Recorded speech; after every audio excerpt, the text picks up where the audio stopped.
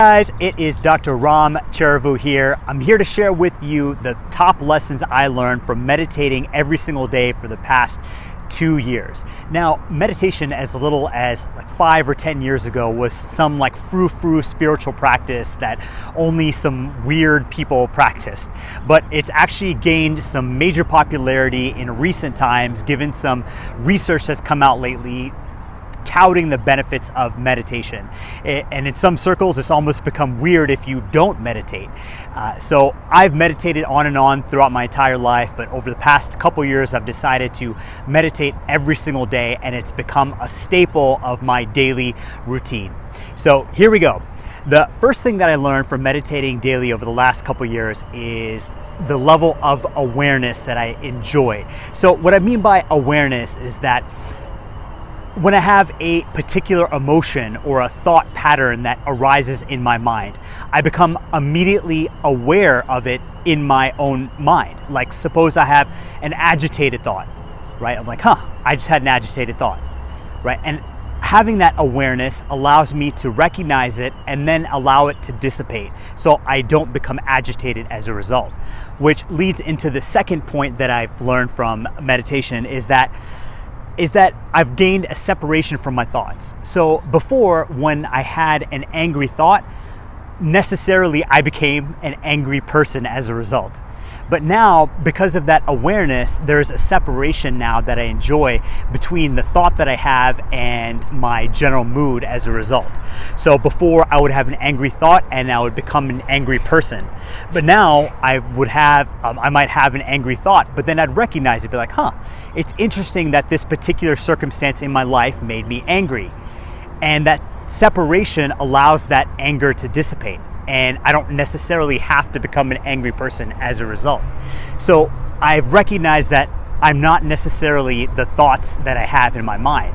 So sometimes our thoughts are not in our control, and trying to control them becomes a fruitless activity, right? So trying to control the thoughts in our mind is like trying to control the breath that you're breathing, right? Thoughts happen almost involuntarily. But if you have an awareness and realize that you're not the thoughts in your head, you are the witness of the thoughts in your head, you can then control the reaction to the thoughts that you have. Now, the third thing that I've enjoyed and I've learned from meditating every day for the last couple years is a profound stillness that I can enjoy on my own. So it's a serenity and a calm and a quietude and a peace of mind that I can enjoy on a moment's notice. It's become like a tool that I can pull out of my back pocket and use at any time, right? Before, my happiness would be kind of in the hands of the circumstances that are always around me. If the people around me were saying the right things, or if the circumstances around me were conducive to my enjoyment. But now I can kind of get into a place of meditation or get into a place of this calmness and serenity. And it's almost this euphoria that I experience of just being in a place of calmness and serenity and just being by myself that I can enjoy at any time. It's a tool that allows me to get back to a calm and a peace whenever I want, rather than depending on the circumstances to align just right around me. And it's a really powerful exercise. Friends of mine always tell me, I try to meditate. I try so hard to meditate, but it ends up just being such a frustrating exercise for me. And what I tell them is that the problem with the way you're trying to meditate is exactly in what you just said. It's that you're trying so hard to meditate, right? And meditation is not so much about trying harder, but it's rather about just being. So a lot of times we think about being successful in a particular practice, like exercise, for example, that if I push myself to do one more rep, or push myself to lift a little bit heavier weight, or try a little bit harder to run a little bit faster or a little bit longer, then I can be more successful at exercise.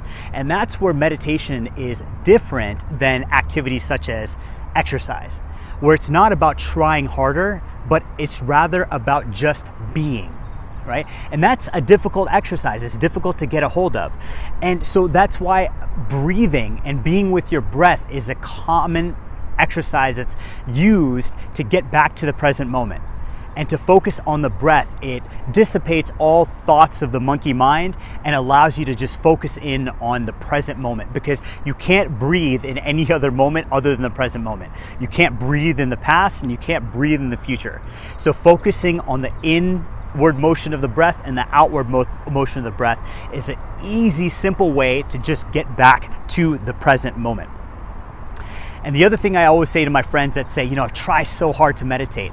Like, trying to meditate is like grasping a handful of sand, right? If the harder you try to grasp a handful of sand, a fistful of sand, the quicker it'll dissipate out of your hand, right? The harder you squeeze, the faster the sand will, kind of dissipate out of your hand, right? Same thing with meditation. The harder you try, the harder it'll be.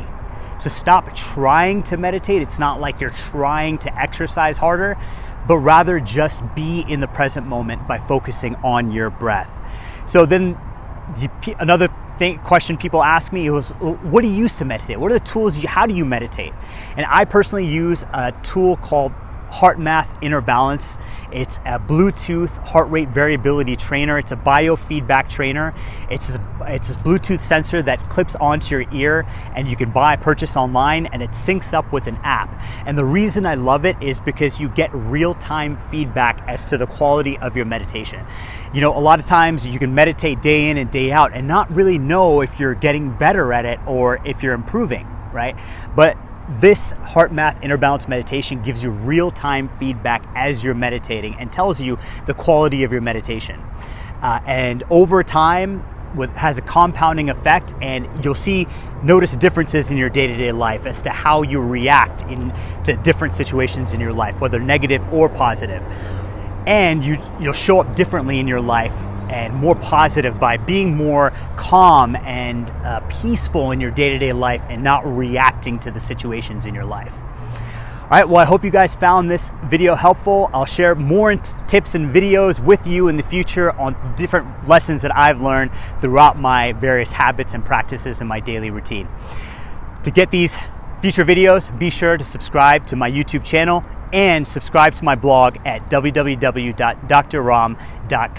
That's it for today. I'll see you guys next time. Bye.